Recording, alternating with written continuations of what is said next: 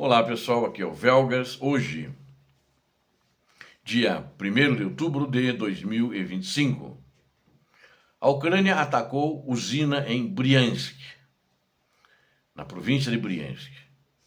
E os Estados Unidos da América reuniram generais para fazer reformas nas Forças Armadas. É esse, pelo menos, na reunião que aconteceu hoje, esse era o objetivo.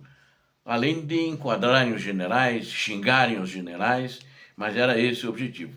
Vamos ver se durante a semana vamos ter mais novidades diferentes disso. Mas já vamos entrar em detalhes, conversaremos sobre isso.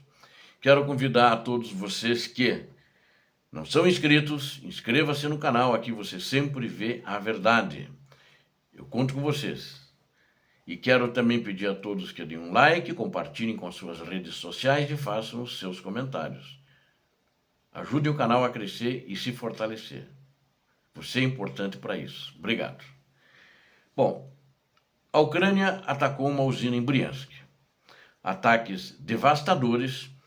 Eles também fizeram contra depósitos de mísseis da Rússia e também depois eles fizeram isso após o impacto de mísseis ucranianos de fabricação chamados Netuno na usina Elektrodetal. Então essa usina que fica em Briansk, ficava, né? Ela foi destruída, ela deixou toda a região de Briansk no escuro. Esse míssil Netuno é um míssil que originariamente foi desenvolvido, é um míssil marítimo.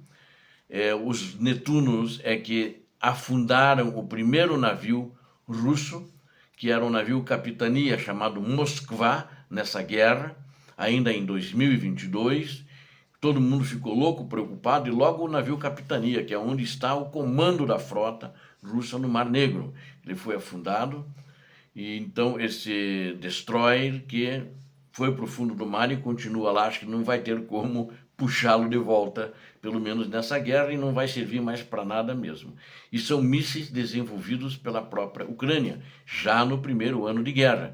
E agora eles adaptaram o míssil para também ter a versão para uso em terra, né?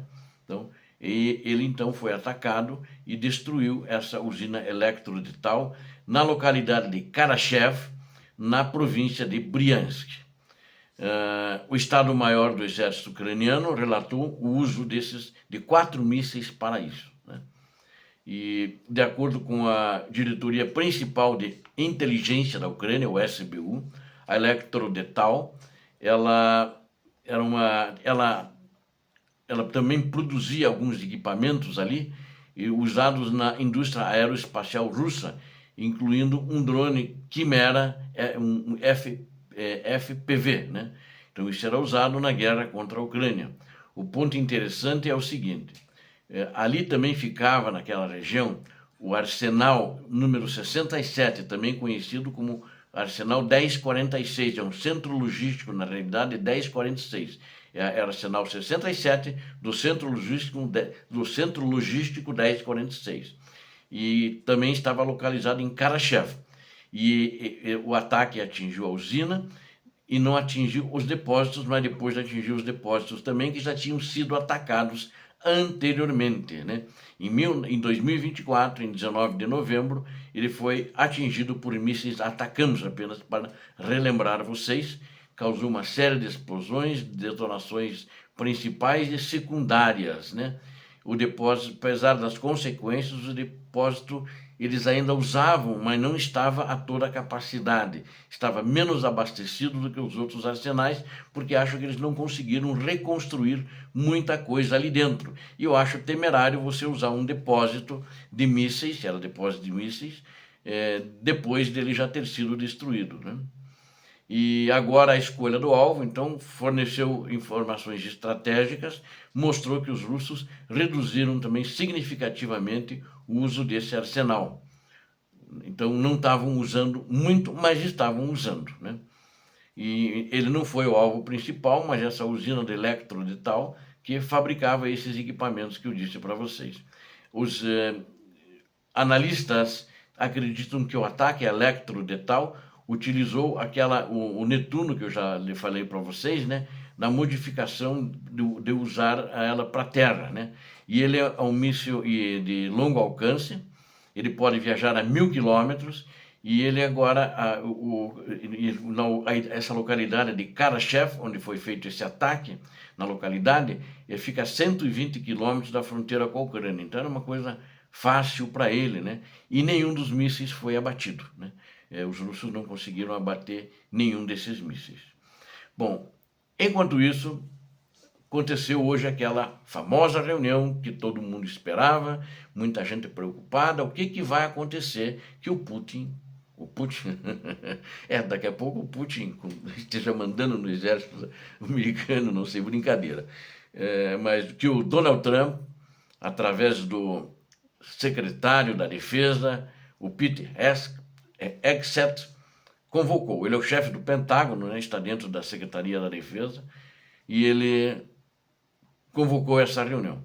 Tinha mais de 800 de generais, tudo alto, vamos chamar assim, altos coturnos, né? altas estrelas, altas esferas. E ele criticou, eu acho que ele baixou um pouco o nível no linguajar, tratando-os como militares, como talvez alguns oficiais ou sargentos, quando estão treinando, tratam os seus soldados recrutas para deixá-los fortes e ferozes, né? Talvez vocês viram alguns trechos do discurso dele e do Trump também que falou, mas eu vou me ater mais ao que o Hegseth falou e vou comentar alguma coisa do Trump, né?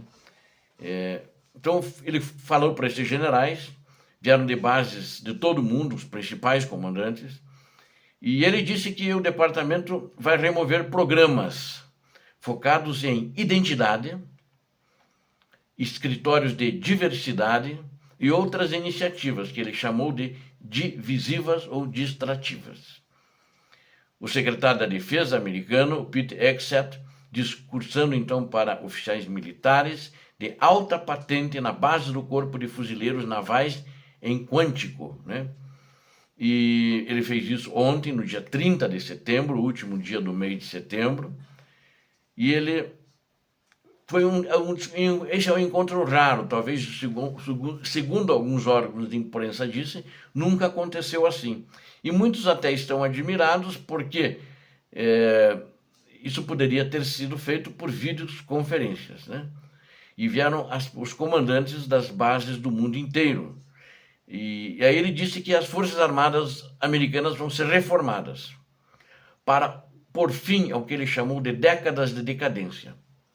Né? Não sei por que ele chamou de décadas de decadência, mas o exército americano é o exército mais forte do mundo e com certeza vai continuar sendo por muitos anos.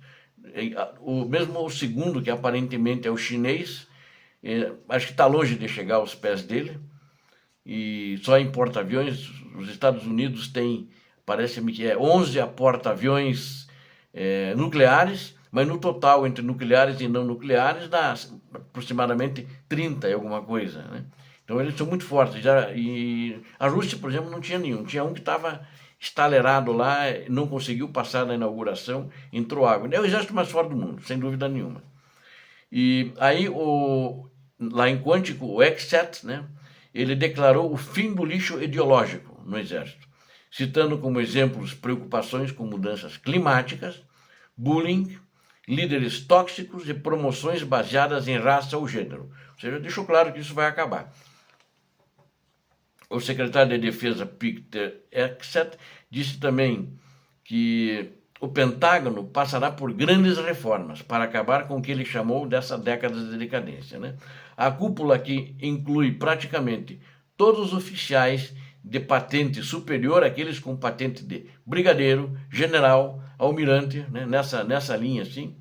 E lá estavam, então, todos eles nessa base lá em Virgínia, que é uma base dos fuzileiros navais. Em entrevista a generais e almirantes, né, ele criticou o que descreveu como justiça social, politicamente correto e lixo ideológico tóxico dentro das Forças Armadas americanas. Ele destacou preocupações com mudanças climáticas, programas de diversidade, bullying, como eu já disse para vocês. E ele disse o seguinte em relação a isso: não podemos passar mais um dia sem abordar diretamente a trave em nosso próprio olho, sem abordar os problemas em nossos próprios comandos e formações. E ele disse também que o departamento removeria programas focados em identidade, escritórios de diversidade e outras iniciativas que ele chamou de divisivas e distrativas vão ser fechados, esses escritórios, dentro das Forças Armadas. E ele frisou, como eu disse antes e direi novamente, terminamos com isso, acrescentou, né? O presidente Donald Trump, ele já falou sobre isso também no evento em Quântico. Não sei se ele vai discursar de novo hoje ou amanhã, mas ele um trecho ali que eu vi que eu acho que ele disse o seguinte: ó, tem que haver mudanças. Agora o foco não é no inimigo externo, ele falou. O foco agora é o inimigo interno, que é muito perigoso, são as nossas fronteiras. Aí eu não sei se o recado nessas reformas não está claro. Por causa disso eles vão trazer militares de volta. Por causa disso, eles vão fortalecer dentro dos Estados Unidos e não vão ter desempenhar aquele papel que eles fazem normalmente desde depois da Segunda Guerra Mundial, mantendo a segurança em algumas partes do planeta. Então, não se sabe. Vamos ver o que hoje vai acontecer e ainda durante essa semana o que vai acontecer, se durar muitos dias isso, não se tem uma previsão clara sobre isso. E na realidade muita coisa não está sendo divulgada, como não foi antes, todo mundo dizia, bom, o que vai acontecer? Será que é problema da Ucrânia? Será que é uma guerra mundial? Né? Preocupações assim, mas aparentemente, pelo que foi a abertura ontem, nada disso. O tamanho desse evento aqui causou surpresa muito grande, se for só para o que ele falou ontem, né? O escopo também e a natureza que ele convocou de última hora, rapidamente, também causaram surpresa, né? Eu, pelo menos, penso assim, porque os líderes militares, eles foram deixados deixar todos os seus postos, inclusive tem regiões onde eles estão em zonas de conflito, como no Oriente Médio, na África, em alguns locais, e eles vieram rapidamente para cá, né? O Exet criticou os militares, ele falou, não sei se era o fórum para falar isso ali, mas ele criticou que estava todo mundo gordo. O soldado não pode ser gordo, o soldado tem que ter agilidade, e disse que os comandantes também não podem ser, tem que ter vigor físico, né? E ele disse, ó, quem não estiver feliz deve pedir para sair. Ele não disse que vai mandar embora, mas ele deve pedir para sair. Acho que ficou todo mundo meio assim olhando para ele, né? E o Trump repetiu isso também, mas não no sentido de aparência física da pessoa, né? Mas do preparo físico. Mas o cara tá gordo não quer dizer que ele não tenha preparo físico, né? Problemas outros internos, né? O cara pode ser gordo. Mas o Trump falou o seguinte ontem. Ele disse que vai mudar, nós estamos reformulando as Forças Armadas, nós temos agora um inimigo interno, não é externo, e se vocês não estão satisfeitos com isso, quem quiser deve procurar outro emprego, né? É isso que eles falaram. Parece que está havendo um confronto ali dentro das Forças Armadas. Ele começou, vamos dizer assim, uma série de mudanças rápidas, radicais, quando assumiu o governo na esfera civil. Agora parece que está atacando a parte das Forças Armadas americanas.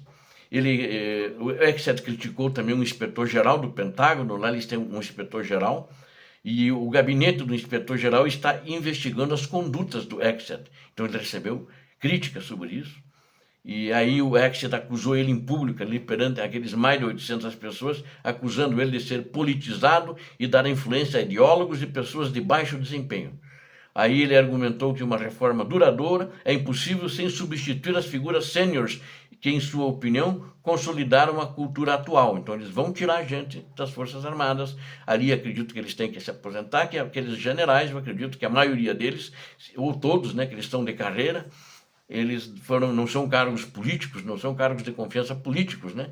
E eles são de carreira, devem ter tempo para se aposentar já. Desde que assumiu o cargo para um segundo mandato, o Donald Trump tem promovido essa ampla rotatividade, inclusive já na liderança militar. Já fez alguma coisa, mas não tão sentida como quer fazer agora. Ele demitiu abruptamente o general Charles Brown, comandante do Estado-Maior Conjunto, no início desse ano. Isso no que assumiu, né? Isso até é normal, né? Juntamente com os chefes da Marinha, Guarda Costeira, Agência de Segurança Nacional e Agência de Inteligência de Defesa. bem como outros comandantes sêniores e advogados militares, né?